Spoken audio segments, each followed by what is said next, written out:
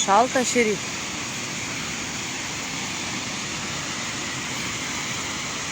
Ir vėl minusas.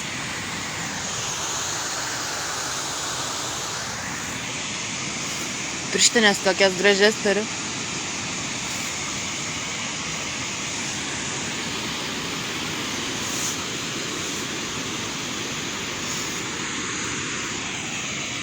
Vanduo daužosi ir putoja. Taip ir žmogus pyksta, putos tykšta ir nesupranta, kad kitą žeidžia. O tas kitas juk dalinasi DNR, dalinasi kvantiniu lauku ir jiems skauda. Gal ir tam, kur pyksta, skauda. Nes laimingi žmonės nepyksta, jie skleidžia meilę. Pyktis tai tik aisbergo viršūnė. O ten giliai paslėptos vaikystės traumas, su kuriomis niekada nebuvo dirbama.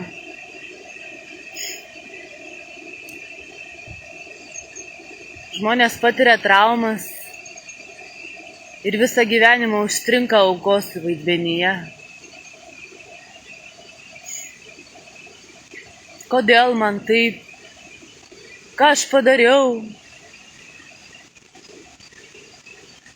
Bet čia tik aukos vaidmuo, programa, iš kurios galima išeiti. Galima išeiti atleidus. Atleisti reikia skriaudėjams. Atleisti tėvams, nes jie augino kaip mokėjo. Jie irgi nesirinko gyvenimo tokį. Bet gyvenimas nutiko. Žmogus nesirinko. Užtat rinkosi sielą.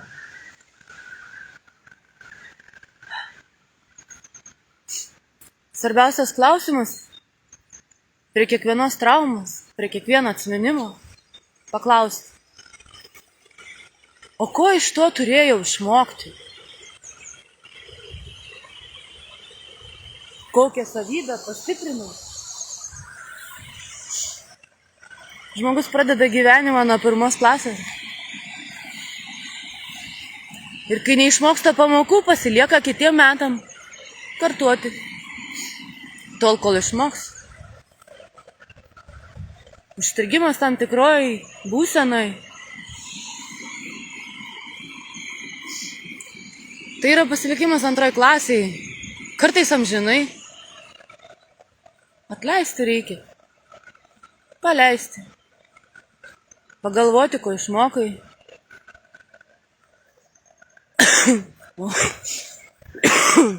O tada padėkoti sau.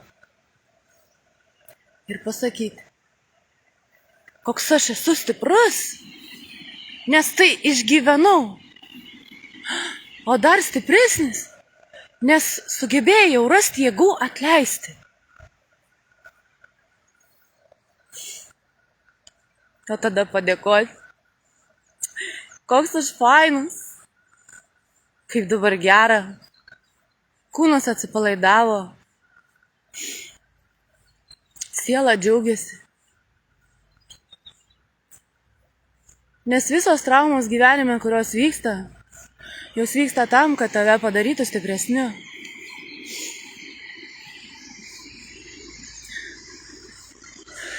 Nes mesgi sielos patirti čia atėjom. Ne namą pastatyti, ne 5, ne mašiną gražią turėti ir ne 3. Rungtyniauja žmonės tarpusavį, kas gražiau apsirengs, kas didesnį namą pastatys, kas daugiau mašinų turės, kas brangesnė, kas gražesnė. O vidus tuščias, traumų pilnas, jausmų nėra, tik materialinės vertybės blizga. Kas iš tų blizgučių, jeigu dušia šudina? Dalintis reikia. Dalintis viskuo. Ypatingai dalintis meilę. Bet kad tą meilę dalintis, pirmiausia reikia ją surasti. Meilė nėra toks lobis, kurį galima iškasti. Reikia dirbti su savimi, kad jį rasti. Jis ne išorėje. Šitas lobis slypi viduje. Atsimerkit. Įtimkit ausis. Klausykit, išgirskit. Ir jeigu šiurpai eina per kūną, paklauskit savęs, kodėl kūnas taip reaguoja. Nes kūnas žino, siela žino, širdis žino. Tik mes pamiršom, nes gyvenom autopilote.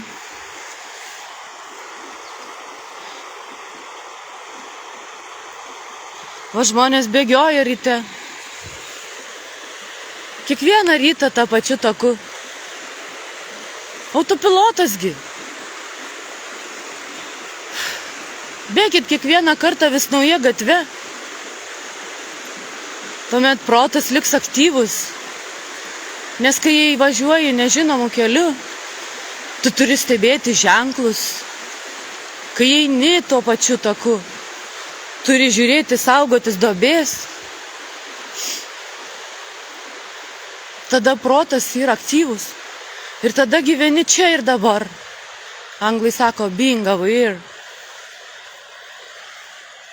Tik taip galima protą ištreniruoti.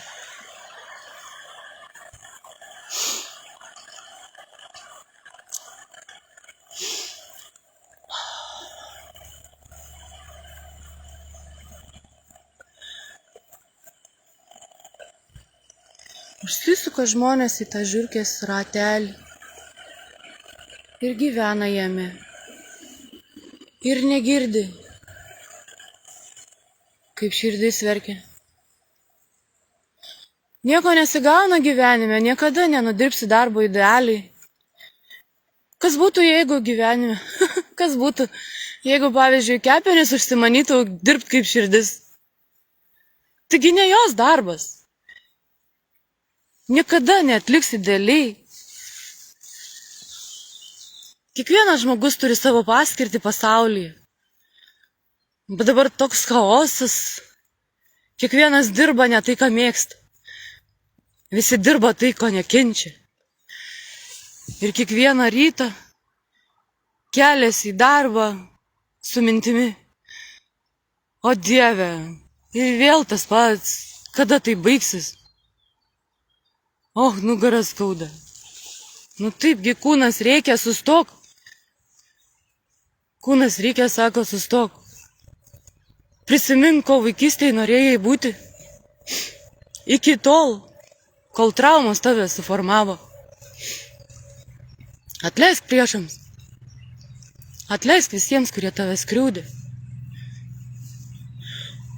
Jie nežinojo, ką daro. Ir greičiausiai darė todėl, kad patys buvo nuskriausti. Geras žmogus, empatas, kuris jaučia kitus. Jam nekyla rankos. Jis valdo žodį. Valdo ego, aroganciją.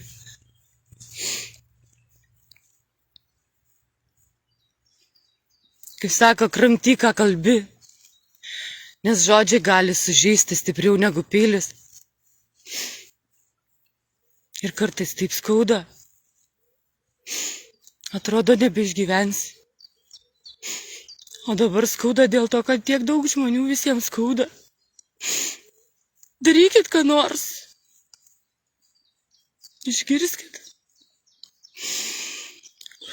Sustokit bent 10 minučių per dieną. Išeikit iš to autopiloto, kur protas užsukęs kaip diską. Užstrigusi senų laikų diskotekui. Vum, vum, vum, kiekvieną dieną tą patį varą. Tai va gandras. Mūsų Lietuvos karalius Didysis paukštis. Jis žino, ko atėjo į žemę.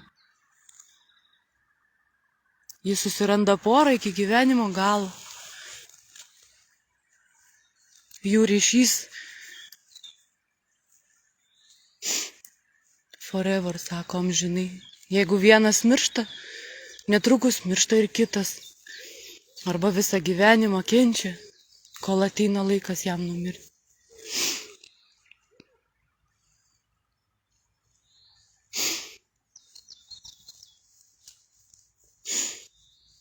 Jis žino, kad atėjo čia tik daugintis, skraidyti, mėgautis, valgyti, kakoti.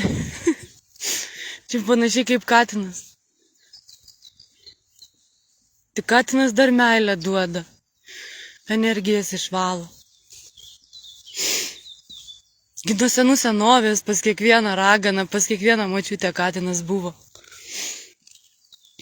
Katinas ir žaltys. Jie visigi draugavo. O dabar pamatais lieka ir galvoji, kad gyvatė šokia į kitą pusę, atsitrenkia į medį. Gyvenam visi baimėse. O baimės mus uždaro į dėžutę.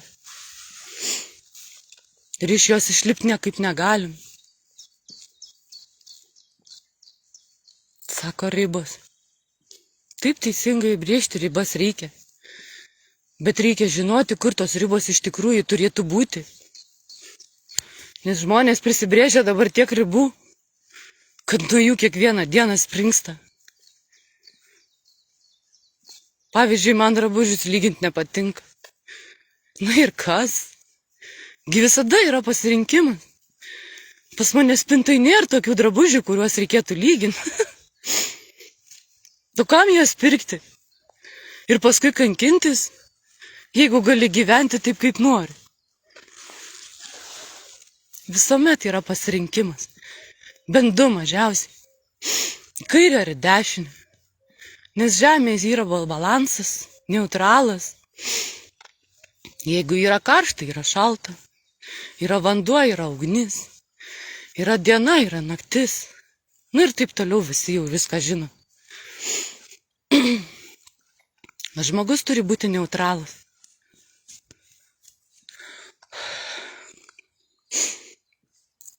Pavyzdžiui, situaciją mėgstu pavyzdį naudoti.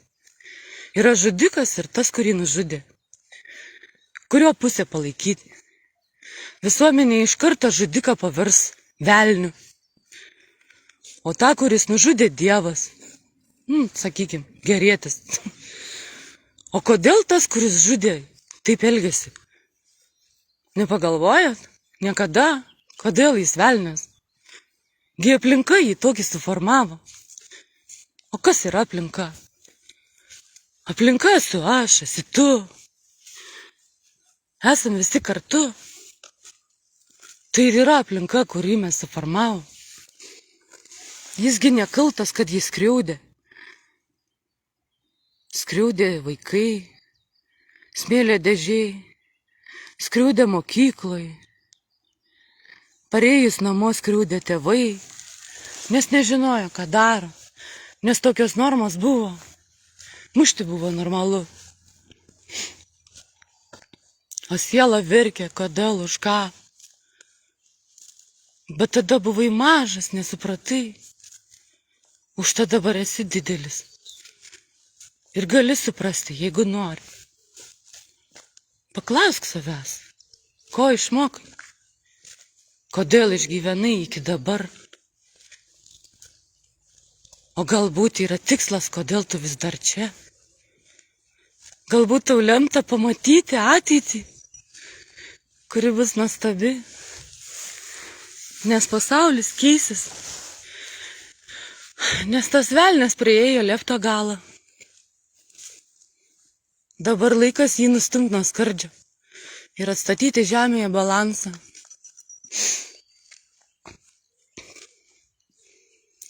Žmonija turi būti kaip kumštis. Šeima kaip kumštis, bendruomenė kaip kumštis, miestas kaip kumštis, šalis kaip kumštis. Ir visas pasaulis vienas. Aš dabar suprantu, ką tie visi Globalistai sako, bus viena religija. Aš žinau kokia.